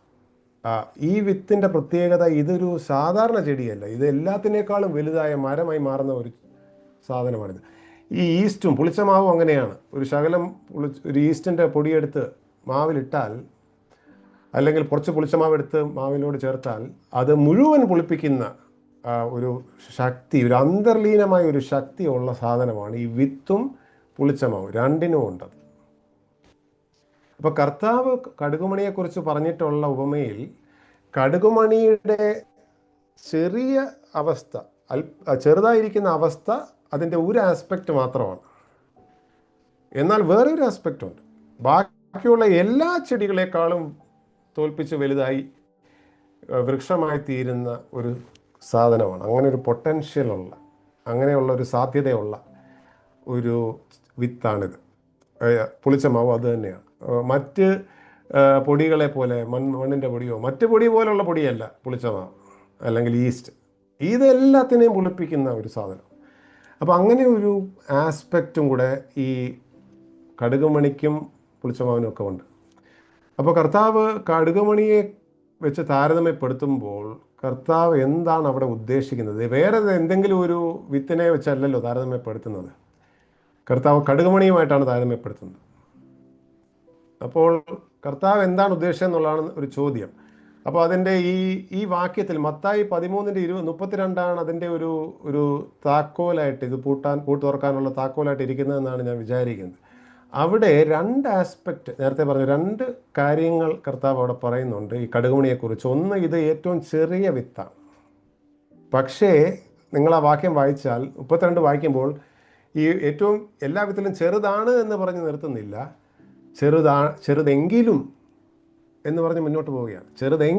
ചെറുതാണെന്ന് പറഞ്ഞ് നിർത്താൻ പറ്റത്തില്ല. ചെറുതെങ്കിലും വാക്യവും കൂടെ വായിക്കാം, വളർന്ന സസ്യങ്ങളിൽ ഏറ്റവും വലുതായി. അപ്പോൾ ഏറ്റവും ചെറുതാണെന്നുള്ളൊരു ആസ്പെക്റ്റ് ശരിയാണെങ്കിലും ഇതിൽ അന്തർലീനമായിട്ടൊരു അസാധ്യ ഒരു പൊട്ടൻഷ്യലുണ്ട്, ഒരു സാധ്യതയുണ്ട്. എല്ലാത്തിനേക്കാളും വലുതാവാനുള്ളൊരു സാധ്യത, അങ്ങനെ ഒരു സാധനമാണ് ഇത് എന്നാണ് കാണുന്നത്. അപ്പോൾ ചെറുതാണ്, ഒന്നും ചെയ്യാൻ കഴിവില്ല എന്ന് നമുക്ക് വിശ്വാസത്തെ തോന്നും. പ്രത്യക്ഷത്തെ ഒരു പ്രശ്നം വരുമ്പോൾ നമ്മൾ പോയി പ്രവർത്തിക്കേണ്ടതിന് പകരം ഈ വിശ്വസിച്ചുകൊണ്ടിരുന്ന അതിലൊരു വിലയുമില്ല, അതിനൊരു യാതൊരു അർത്ഥവുമില്ല എന്ന് ചെറുതാണെന്ന് തോന്നുമെങ്കിലും ഏറ്റവും വലിയ കാര്യങ്ങൾ ചെയ്യുന്ന, അസാധ്യങ്ങളെ പോലും സാധ്യമാക്കുന്ന ഒന്നാണ് വിശ്വാസം. അങ്ങനെ ഒരു പ്രത്യേകത വിശ്വാസത്തിനുണ്ട്, കടുകുമണിക്കുള്ള പോലെ. കാരണം കടുകുമണിയുമായിട്ടാണ് താരതമ്യം, കടുകുമണി പോലെ അതുമായിട്ടാണ് താരതമ്യപ്പെടുത്തിയിരിക്കുന്നത്. അപ്പോൾ വിശ്വാസം വലുതോ ചെറുതോ എന്നുള്ള ഉപരിയായിട്ട് വിശ്വാസത്തിന് ഇങ്ങനെ ഒരു കഴിവുണ്ട്. വിശ്വാസം അത് ഇൻസിഗ്നിഫിക്കൻ്റ് ആയിട്ട് തോന്നാം, ചെറുതായിട്ട്, കടുകുമണി പോലെ ചെറുതായിട്ട് തോന്നാം.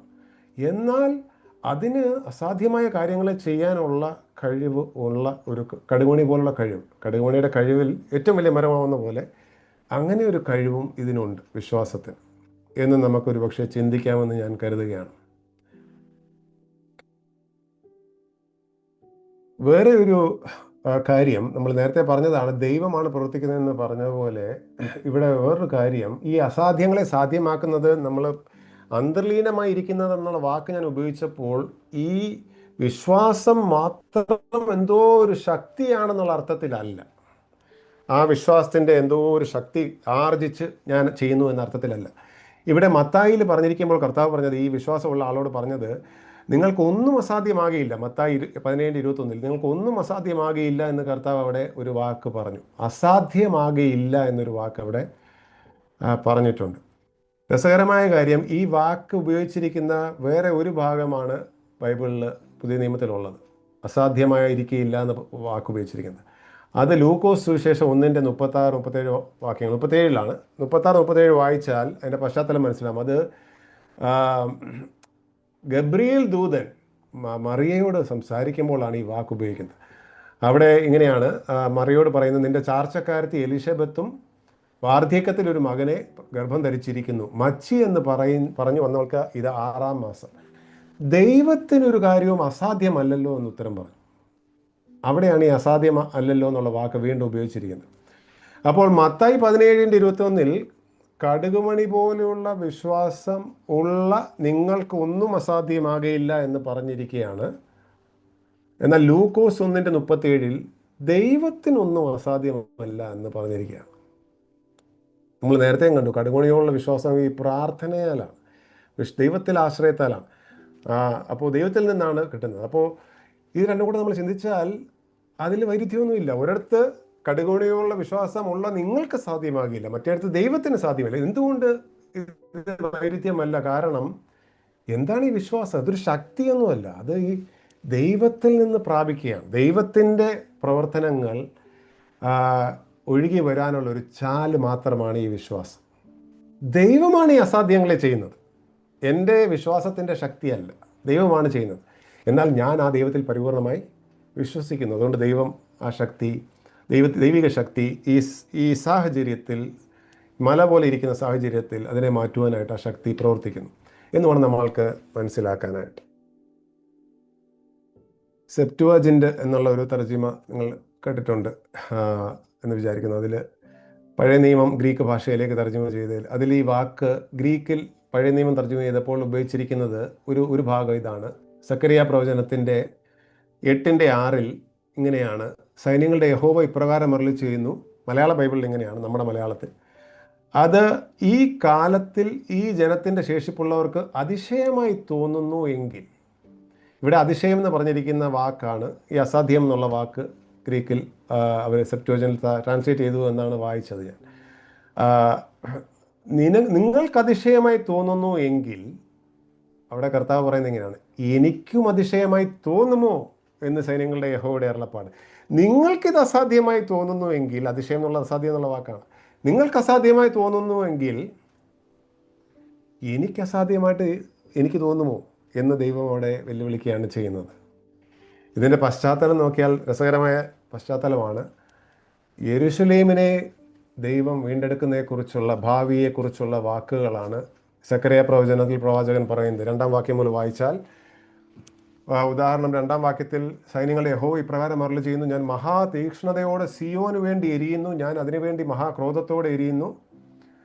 3-ാം വാക്യം, യഹോവ ഇപ്രകാരം അരുളി ചെയ്യുന്നു, ഞാൻ സിയോനിലേക്ക് മടങ്ങി വന്ന് യെരുശലേമിൻ്റെ മധ്യേ വസിക്കും, യെരുശലേമിന് സത്യനഗരമെന്നും സൈന്യങ്ങളുടെ യഹോവയുടെ പർവ്വതത്തിന് വിശുദ്ധ പർവ്വതം എന്നും പേർ പറയും. അങ്ങനെ പല കാര്യങ്ങൾ പറഞ്ഞ് വീഥികൾ, 5-ാം വാക്യം, നഗരത്തിൻ്റെ വീഥികൾ ആൺകുട്ടികളെയും പെൺകുട്ടികളെയും കൊണ്ട് നിറഞ്ഞിരിക്കും.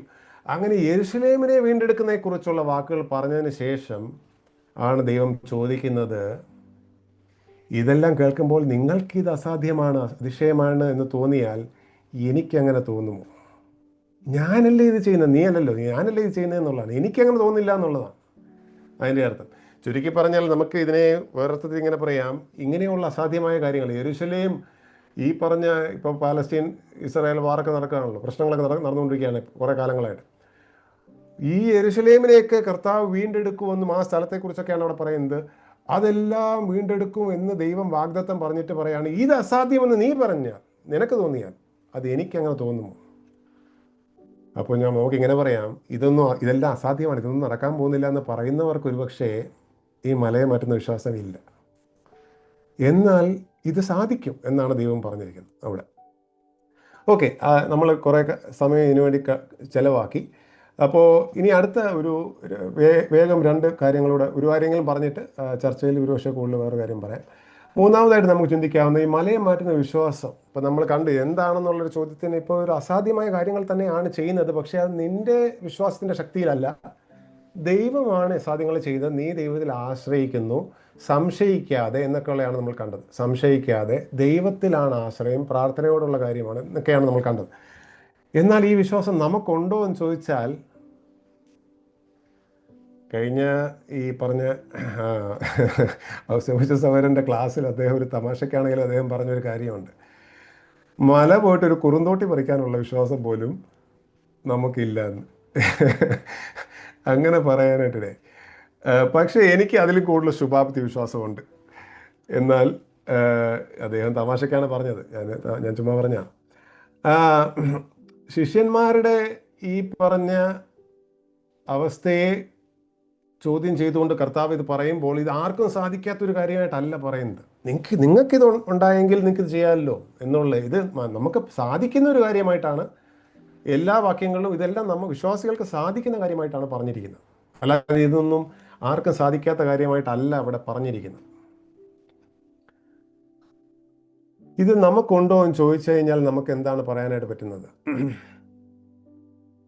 ഈ അല്പവിശ്വാസം എന്നാണല്ലോ കർത്താവ് അവരുടെ പ്രശ്നം പറഞ്ഞത്. അതിനെ മാറിക്കഴിഞ്ഞാലാണ് ഈ മലയെ മാറ്റുന്ന വിശ്വാസം ഉണ്ടാകാനായിട്ട് കഴിയുകയുള്ളൂ. ഈ അല്പവിശ്വാസം എന്നാണ് കർത്താവ് അവിടെ ഉപയോഗിച്ചിരിക്കുന്നത്. ഈ അല്പവിശ്വാസം എന്ന് പറഞ്ഞിരിക്കുന്ന കാര്യങ്ങളൊക്കെ നോക്കിയാൽ, മറ്റ് ഭാഗങ്ങൾ നോക്കിയാൽ, അതെല്ലാം നമ്മുടെയും പ്രശ്നങ്ങളാണ്. അതെല്ലാം മാറ്റി, അതെല്ലാം ഒരു സംശയവും ദൈവത്തെ അറിയാത്തതും ഒക്കെ ഉള്ള ഒരു ബന്ധപ്പെട്ട കാര്യങ്ങളാണ്. ഉദാഹരണമായിട്ടുള്ള ചില വാക്യങ്ങളൂടെ പെട്ടെന്ന് വായിക്കാം.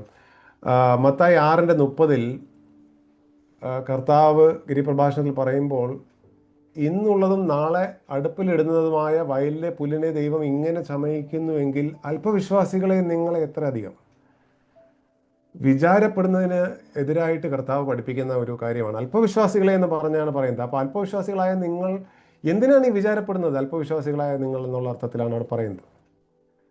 അപ്പോൾ ഒരു അപര്യാപ്തമായ വിശ്വാസം, ഒരു സംശയിക്കുന്ന, ദൈവത്തെ സംശയിക്കുന്ന, ദൈവത്തിൻ്റെ നന്മകളെ, ദൈവത്തിൻ്റെ വാഗ്ദത്തങ്ങളെ തിരിച്ചറിയാത്ത, ദൈവത്തിൻ്റെ പദ്ധതികളെ മനസ്സിലാക്കാത്തൊരു വിശ്വാസം, അതാണ് ഈ അല്പവിശ്വാസം എന്ന് നമുക്ക് കരുതാനായിട്ട് കഴിയും. അപ്പോൾ അതിൻ്റെ എതിരായിട്ടാണ് നമുക്ക് ഈ വലിയ വിശ്വാസം എന്ന് പറയാം, അല്ലെങ്കിൽ മലകളെ നീക്കാൻ പറ്റുന്ന വിശ്വാസം എന്ന് പറയാം, അല്ലെങ്കിൽ ആ ഒരു ക്വാളിറ്റി, വലിപ്പോ ചെറുപ്പം എന്നുള്ള ഇതിനേക്കാൾ ഉപരിയായിട്ടൊരു ക്വാളിറ്റി, പ്യുവറായിട്ടുള്ള ആ ഒരു മേന്മയുള്ള വിശ്വാസം എന്ന് പറയാനായിട്ട് കഴിയും. ജോർജ് മുള്ളർ ഇങ്ങനെ ഒരു സ്റ്റേറ്റ്മെൻറ്റ് പറഞ്ഞായിട്ട് വായിച്ചിട്ടുണ്ട് വിചാരപ്പെടുന്നതിനെക്കുറിച്ച്: ഉത്കണ്ഠയുടെ ആരംഭം വിശ്വാസത്തിൻ്റെ അവസാനമാണ്. യഥാർത്ഥ വിശ്വാസത്തിൻ്റെ ആരംഭം ഉത്കണ്ഠയുടെ അവസാനമാണ്. അപ്പോൾ ഉത്കണ്ഠയും ഇവിടെ അല്പവിശ്വാസം എന്ന് പറഞ്ഞാൽ ഉത്കണ്ഠ ഉണ്ടായിക്കൊണ്ടിരിക്കുകയാണ്. എനിക്കത് സംഭവിക്കും, ഞാൻ എന്ത് കഴിക്കും, എന്ത് കുടിക്കും എന്നുള്ള വിചാരങ്ങളാണ്. എന്നാൽ കർത്താവ് അവിടെ എന്താണ് പറയുന്നത്? അതിൻ്റെ 6:31-32 ആകയാൽ എന്ത് തിന്നും, എന്ത് കുടിക്കുമെന്നും എന്തുടുക്കുമെന്നും നിങ്ങൾ വിചാരപ്പെടരുത്, ഈ വകയൊക്കെയും ജാതികൾ അന്വേഷിക്കുന്നു. ദൈവത്തെ അറിയാത്ത ജാതികൾ. സ്വർഗസ്ഥനായ നിങ്ങളുടെ പിതാവ് ഇതൊക്കെയും നിങ്ങൾക്ക് ആവശ്യമെന്ന് അറിയുന്നല്ലോ. ദൈവത്തിന് ഇതറിയാമെന്ന് നിങ്ങൾക്കറിയാമോ എന്നുള്ളത്. ദൈവത്തിന് നിങ്ങളെ കരുതലുണ്ട്. ദൈവത്തിന് ഈ കാര്യങ്ങൾ അറിയാമെന്ന് നിങ്ങൾക്കറിയാമോ എന്നുള്ളതാണ് അവിടെ അല്പവിശ്വാസികളായ നമ്മളോട് ചോദിക്കുന്നത്. അപ്പോൾ ഈ മലയെ നീക്കുന്ന വിശ്വാസം എന്ന് പറഞ്ഞാൽ എന്താണ്? ഈ അല്പവിശ്വാസത്തിൻ്റെ ഓപ്പോസിറ്റാണ്. അല്പവിശ്വാസം അല്ലാതെ അല്പവിശ്വാസികളായ ശിഷ്യന്മാർക്ക് പറ്റാത്ത സമയത്താണ് കർത്താവ് മലയെ നീക്കുന്ന വിശ്വാസത്തെക്കുറിച്ച് പറഞ്ഞത്. അപ്പോൾ അത് ഈ ദൈവത്തെ, സ്വർഗസ്ഥനായ പിതാവിനെ അറിയുക ആഴത്തിൽ, ആ പിതാവിന് എന്നോടുള്ള സ്നേഹത്തെയും വിളിയെയും എന്നെക്കുറിച്ചുള്ള പദ്ധതികളെയും തിരിച്ചറിയുക, ആ പിതാവിൻ്റെ ഹിതം ചെയ്യുക, മുമ്പേ അവൻ്റെ രാജ്യവും നീതിയും അന്വേഷിപ്പിൻ എന്നുള്ളത് വിശ്വാസത്തിൽ ചെയ്യാൻ കഴിയുക. അതോടുകൂടി ഇതൊക്കെയും ചെയ്യും എന്നുള്ളത്, കിട്ടും എന്നുള്ളത്, ദൈവം ചെയ്യും എന്നുള്ളതാണ്. ദൈവം ചെയ്യും എന്നുള്ള വിശ്വാസം ഉണ്ടാകുക. ഇതൊക്കെയാണ് ഈ മലയെ നീക്കുന്ന വിശ്വാസമായിട്ട് നമുക്ക് മനസ്സിലാക്കാനായിട്ട് കഴിയുന്നത്. ഇങ്ങനെയുള്ള അനേക വാക്യങ്ങളുണ്ട്. ഞാൻ സമയത്തിൻ്റെ കുറവുകൾ അതങ്ങ് വിടുകയാണ്. ഇത് നമുക്ക് വിശ്വാസം ഉണ്ടോ, ഈ വിശ്വാസം നമുക്കുണ്ടോ എന്നുള്ള ചോദ്യം നമ്മൾ ഓരോരുത്തരും ചോദിക്കേണ്ടതാണ്. ഇങ്ങനൊരു വിശ്വാസം നമുക്കുണ്ടോ എന്ന് നമുക്ക് ചോദിക്കാം. എന്നാൽ നിങ്ങളുടെ ഒരു ആശ്വാസത്തിനും എൻ്റെ ഒരു ആശ്വാസത്തിനുമായിട്ട് ഞാനൊരു കാര്യം നിങ്ങളുടെ പരിഗണനയ്ക്കായി വെക്കാനായിട്ട് ആഗ്രഹിക്കുകയാണ്. അതിങ്ങനെയാണ്: നമ്മൾ യഥാർത്ഥ വിശ്വാസികളാണെങ്കിൽ ജീവിതത്തിൽ ഒരിക്കലെങ്കിലും ഈ മലയെ നീക്കുന്ന വിശ്വാസം നമുക്ക് എല്ലാവർക്കും ഉണ്ടായിട്ടുണ്ട് എന്നുള്ളതാണ്. ഒരിക്കലെങ്കിലും. അതെന്താന്ന് ഞാൻ പറയാം. വിശ്വാസിയാണെങ്കിൽ, സത്യവിശ്വാസിയാണെങ്കിൽ. കാരണം ഇവിടെ മലയെ നീക്കുന്ന വിശ്വാസമുള്ള ആളുകൾക്കാണ് ഈ അസാധ്യങ്ങളെ ചെയ്യാൻ കഴിയുക എന്നാണ് നമ്മൾ വായിച്ചത്. മത്തായി 17:21. സാധാരണ ആളുകളൊന്നും ചെയ്യുന്നില്ലല്ലോ. ഇത് ഈ ഒരു പർട്ടിക്കുലർ കാര്യമുള്ളവർക്കാണ് കഴിയുന്നത്, അസാധ്യങ്ങളെ ചെയ്യാൻ കഴിയുന്നത്. അപ്പോൾ നമ്മൾ ചിന്തിച്ചാൽ ഈ അസാധ്യങ്ങളെ ചെയ്യാൻ ഈ ഒരു ഒറ്റ വഴിയേ മനുഷ്യനുള്ളൂ. ദൈവത്തിന് മാനുഷികമായ അസാധ്യങ്ങളെ ചെയ്യാൻ നമ്മുടെ ആവശ്യമില്ല. ദൈവത്തിന് എപ്പോൾ വേണോ ചെയ്യാം, സൃഷ്ടിയെ സൃഷ്ടിച്ച പോലെ ദൈവത്തിന് എപ്പോൾ വേണോ ചെയ്യാം. പക്ഷേ നമ്മളിലൂടെ ചെയ്യാൻ നമുക്ക് തന്നേക്കുന്ന ഒരേ ഒരു മാർഗം എന്താണ്? ഈ മലയെ നീക്കുന്ന വിശ്വാസം. അതുണ്ടെങ്കിലേ അസാധ്യമായ കാര്യങ്ങൾ ചെയ്യാൻ പറ്റും. അപ്പോൾ തിരിച്ചു പറഞ്ഞാൽ, അസാധ്യമായ കാര്യങ്ങൾ നിങ്ങൾ ചെയ്യണോ, നിങ്ങൾക്ക് മലയെ നീക്കുന്ന വിശ്വാസം വേണം. അപ്പോൾ നമുക്ക് ഇതെന്താ, നമുക്ക് ഉണ്ടോ ഇല്ലയെന്ന് മനസ്സിലാക്കാൻ തിരിച്ചു ചോദിക്കാം. അസാധ്യമായ എന്തെങ്കിലും നമ്മൾ വിശ്വാസത്താൽ ചെയ്തിട്ടുണ്ടോ? മാനുഷികമായി ബാക്കിയുള്ളവർക്ക് അസാധ്യമായ എന്തെങ്കിലും ചെയ്തിട്ടുണ്ടോ? ഉണ്ടെങ്കിൽ നമുക്ക് മലയെ നീക്കുന്ന വിശ്വാസം അന്നേരം ഉണ്ടായിരുന്നു എന്ന് നമുക്ക് തിരിച്ചു പറയാം. കാരണം അത് രണ്ട് രീതിയിലും പറ്റും. കാരണം ഈ വിശ്വാസം ഉണ്ടെങ്കിൽ മാത്രമേ അസാധ്യമായ കാര്യങ്ങൾ നമുക്ക് ചെയ്യാൻ കഴിയൂ. ദൈവത്തിനല്ലാതെ നമ്മൾ വിശ്വസിക്കേണ്ട ആവശ്യമില്ല. ദൈവത്തിന് ഇഷ്ടമുള്ളത് ചെയ്യാം. പക്ഷേ നമുക്ക് ചെയ്യാൻ ഇതേ മാർഗം പറഞ്ഞിട്ടുള്ളൂ. അതുകൊണ്ട് നമ്മൾ എപ്പോഴെങ്കിലും അസാധ്യമായ ഒരു കാര്യം ചെയ്തിട്ടുണ്ടെങ്കിൽ അന്നേരം നമുക്ക് മലയെ നീക്കുന്ന വിശ്വാസം ഉണ്ടായിട്ടുണ്ട്. അപ്പം ഞാൻ പറഞ്ഞത് നിങ്ങളുടെ മുമ്പിൽ വെക്കുന്നത് ഒരു തവണയെങ്കിലും ഉണ്ടായിട്ടുണ്ടെന്നുള്ളതാണ്. അതെങ്ങനെ പറയാം ചോദിച്ചാൽ, നമ്മൾ കർത്താവ് ഒരു ധനികനായ മനുഷ്യനോട്, യുവാവിനോട് സംസാരിച്ച ഒരു സംഭാഷണം നമുക്ക് പരിചിതമാണ്. മത്തായി 19-ാം അധ്യായത്തിൽ അതിലേക്ക് നമുക്ക് ശ്രദ്ധ തിരിക്കാം. മത്തായി 19-ന്റെ 23-24 വാക്യങ്ങൾ വായിച്ചാൽ ആ ധനികനായ മനുഷ്യൻ്റെ പശ്ചാത്തലം നമുക്കറിയാം. അദ്ദേഹത്തോട് കർത്താവ് പറയുന്ന കൽപ്പനകളെക്കുറിച്ചൊക്കെ പറയും. അദ്ദേഹം പറയും, ഞാനിതെല്ലാം അനുസരിക്കുന്നതൊക്കെ പറയും. അവസാനം എല്ലാ ധനവും വിറ്റ്, തൻ്റെ ട്രഷേഴ്സ് എല്ലാം വിറ്റ് കർത്താവിനെ അനുഗമിക്കാൻ പറയും. ഇദ്ദേഹം ദുഃഖിച്ച് പോയി കളയും. അതാണ് പശ്ചാത്തലം. അപ്പോൾ കർത്താവ് ഇങ്ങനെയാണ് ശിഷ്യന്മാരോട് പറയുന്നത്: ധനവാൻ സ്വർഗ്ഗരാജ്യത്തിൽ കടക്കുന്നത് പ്രയാസം തന്നെ എന്ന് ഞാൻ സത്യമായിട്ട് നിങ്ങളോട് പറയുന്നു. മത്തായി 19:23 വായിച്ചത്. 24. ധനവാൻ ദൈവരാജ്യത്തിൽ കടക്കുന്നതിനേക്കാൾ ഒട്ടകം സൂചിക്കുഴിയിലൂടെ കടക്കുന്നത് എളുപ്പം. അപ്പോൾ ഇത് തീർച്ചയായിട്ടും മല മാറ്റുന്ന പോലെ, അല്ലെങ്കിൽ ഒരു പക്ഷേ അതിനേക്കാളും എന്ന് തോന്നും. അതുപോലെ അസാധ്യമായ കാര്യമാണ് ഒട്ടകം സൂചിക്കുഴിയിലൂടെ കടക്കുന്നത്. അസാധ്യമായ കാര്യമാണ് കർത്താവ് പറയുന്നത്, സ്വർഗ്ഗരാജ്യത്തിൽ കടക്കുക എന്നുള്ളത്, ദൈവത്തിൻ്റെ പദ്ധതിയിൽ വരിക, രക്ഷയിലേക്ക് വരിക എന്നുള്ളത്. ശിഷ്യന്മാർ ഇത് കേട്ടിട്ട് 25-26 വാക്യങ്ങൾ, ശിഷ്യന്മാർ ഏറ്റവും വിസ്മയിച്ചു. എന്നാൽ രക്ഷിക്കപ്പെടുവാൻ ആർക്ക് കഴിയും? ഇങ്ങനെയൊക്കെ നീ പറഞ്ഞാൽ ആർക്കെങ്കിലും രക്ഷിക്കപ്പെടാൻ പറ്റുമോ എന്നാണ് പറഞ്ഞത്. അതിന് കർത്താവ് പറഞ്ഞ മറുപടി എന്താണ്? അത് മനുഷ്യർക്ക് അസാധ്യം എങ്കിലും ദൈവത്തിന് സകലവും സാധ്യം. മനുഷ്യർക്ക് അസാധ്യം, ദൈവത്തിന് സകലവും സാധ്യം. ഞാൻ നിങ്ങളോട് ചോദിക്കട്ടെ, നിങ്ങൾ രക്ഷിക്കപ്പെട്ട ആളാണോ? നിങ്ങൾ രക്ഷിക്കപ്പെട്ട ആളാണെങ്കിൽ മനുഷ്യർക്ക് അസാധ്യമായ കാര്യങ്ങളെയാണ്, ഒരു കാര്യത്തെയാണ് നിങ്ങൾക്ക് സാധ്യമായത് നിങ്ങളുടെ ജീവിതത്തിൽ. അതെങ്ങനെ സാധിച്ചു? എങ്ങനെയാണ് നിങ്ങൾ രക്ഷിക്കപ്പെട്ടത്? വിശ്വസിച്ചപ്പോൾ, വിശ്വാസത്താൽ രക്ഷിക്കപ്പെട്ടു. നിങ്ങൾ ഒരു തവണ വിശ്വസിച്ചു, അന്ന്, എത്രയോ നാൾ മുമ്പ്, അന്ന് അസാധ്യമായ ഒരു കാര്യം സംഭവിച്ചു. അസാധ്യമായ സംഭവം, മനുഷ്യർക്ക് അസാധ്യമായെന്നാണ് കർത്താവ് ഇവിടെ പറഞ്ഞിരിക്കുന്നത്. മനുഷ്യർക്ക് അസാധ്യമായ കാര്യം, നിങ്ങൾ രക്ഷിക്കപ്പെട്ടു. അതിന് ദൈവം ഉപയോഗിച്ചത് എന്താണ്? നിങ്ങളുടെ വിശ്വാസം. ഈ അസാധ്യമായ കാര്യം ചെയ്യണമെങ്കിൽ മലയെ നീക്കുന്ന വിശ്വാസം വേണ്ടേ? അല്ലാതെ ചെയ്യാൻ പറ്റില്ലല്ലോ. അപ്പോൾ നിങ്ങൾക്ക് ഒരു തവണയെങ്കിലും ഉണ്ടായിരുന്നു മലയെ നീക്കുന്ന വിശ്വാസം. ഒരു തവണയെങ്കിലും ആ വിശ്വാസം ഉണ്ടായിരുന്നു. എനിക്ക് ഒരു തവണ ഉണ്ടായിട്ടുണ്ട്, ഒരു തവണയെങ്കിലും. അപ്പോൾ നമുക്ക് ചോദിക്കാവുന്ന ഒരു കാര്യം, ഒരു തവണ നമുക്കുണ്ടായിരുന്നെങ്കിൽ പിന്നെ എന്താ ഇപ്പോൾ ഉണ്ടാകാത്ത? ഇപ്പോൾ എന്താ നമുക്കുണ്ടാകാത്ത? ഒരു തവണ നമുക്ക് അസാധ്യമായ ഒരു കാര്യം സംഭവിച്ചു, എൻ്റെ ആത്മരക്ഷ, നിത്യമായ എൻ്റെ രക്ഷ, നശിച്ചു പോണ്ടിയതായ എൻ്റെ നിത്യരക്ഷ. ഒരു തവണ ദൈവം ചുമ്മാ സൂപ്പർ നാച്ചുറലി മോർണിംഗ് ചെയ്തല്ലോ, എൻ്റെ വിശ്വാസമല്ലേ സാധിപ്പിച്ചത്, എൻ്റെ വിശ്വാസത്തിലൂടെയല്ലേ ആ പ്രവൃത്തി ചെയ്തത്. നിങ്ങളുടെ വിശ്വാസത്തിലൂടെയല്ലേ ആ പ്രവൃത്തി ചെയ്തത്. അപ്പോൾ എനിക്ക് നിങ്ങൾക്കും ആ വിശ്വാസം ഒരു തവണ ഉണ്ടായിരുന്നു. ഇപ്പോൾ എന്ത് പറ്റിയെന്നാണ് നമ്മൾ ചിന്തിക്കേണ്ടത്. നമ്മുടെ പ്രായോഗിക ജീവിതത്തിൽ ആ വിശ്വാസം നമുക്കുണ്ടോ? വില്യം ഗേറി പറഞ്ഞ ഫേമസ് സ്റ്റേറ്റ്മെൻ്റ് ആണല്ലോ, expect great things from God, attempt great things for God. ദൈവത്തിൽ നിന്ന് വലിയ കാര്യങ്ങൾ പ്രതീക്ഷിക്കുക, ദൈവത്തിനായി വലിയ കാര്യങ്ങൾ ചെയ്യാൻ ശ്രമിക്കുക. വലിയ കാര്യങ്ങളെ നമുക്ക് മാറ്റി പറഞ്ഞാൽ അസാധ്യമായ കാര്യങ്ങൾ, മാനുഷികമായി അസാധ്യമായ കാര്യങ്ങളെ ചെയ്യാൻ ദൈവഹിതത്തിൽ ചെയ്യാൻ, നമുക്ക് ഇഷ്ടമുള്ള തോന്നിയ മാതിരി ചെയ്യാനല്ല, ദൈവഹിതത്തിൽ ചെയ്യാൻ കഴിയുമെന്നാണ്, കഴിയില്ല എന്നല്ല. കാരണം അങ്ങനെ കഴിഞ്ഞല്ലോ നിങ്ങളുടെ രക്ഷ, അത് കഴിയും എന്നുള്ളതാണ് നമ്മൾ മനസ്സിലാക്കുന്നത്.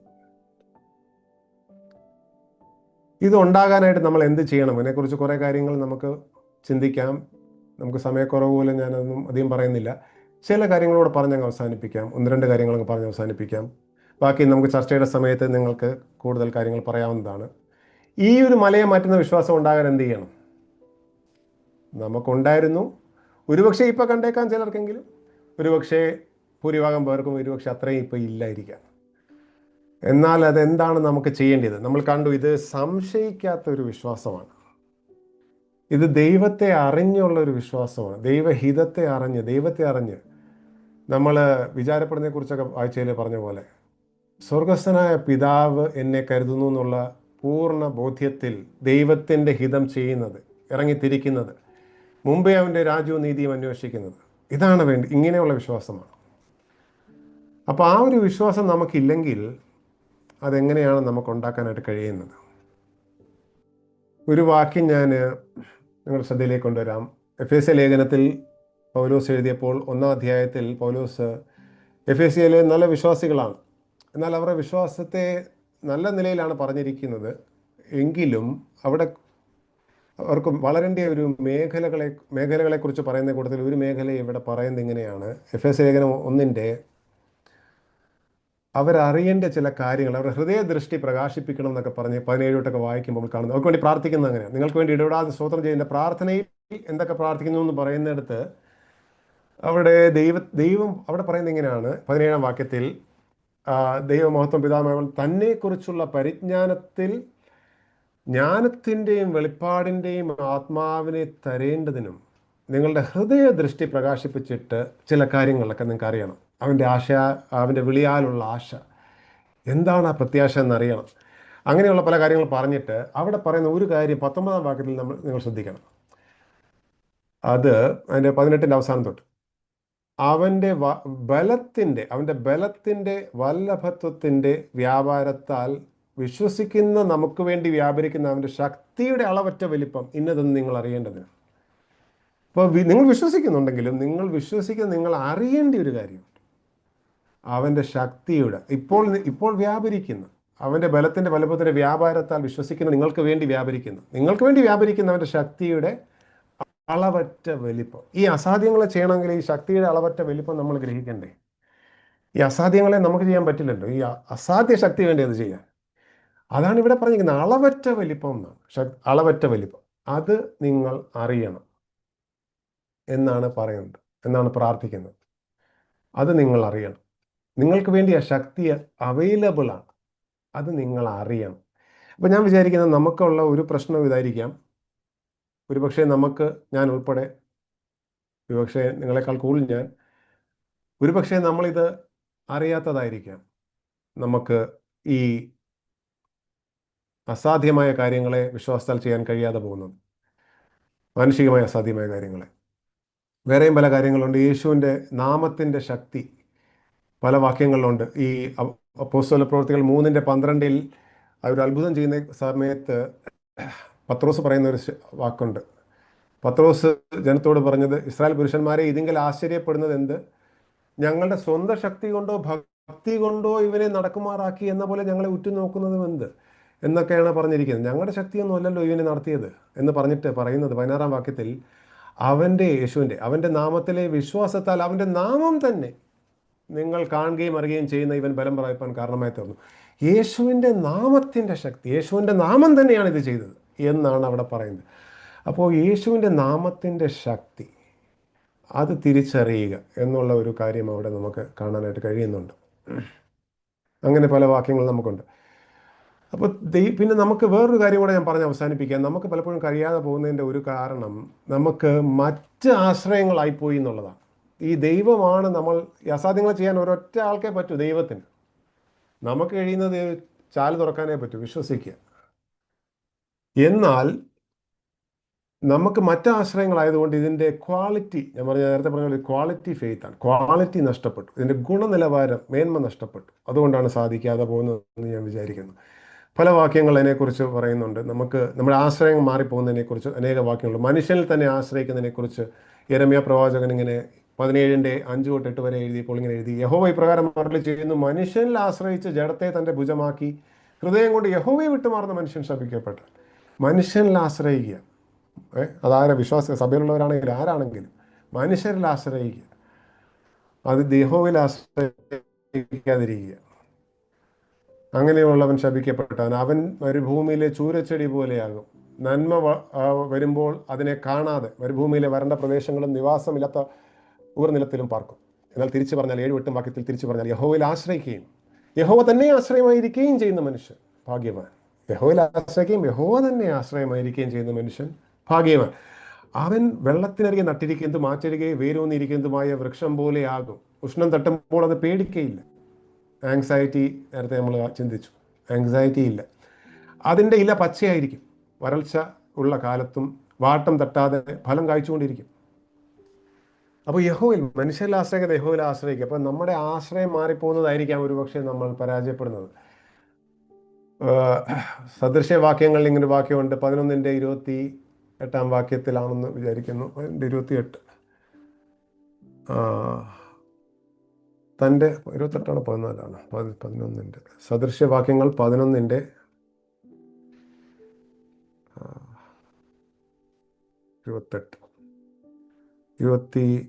28 വാക്യമാണ്.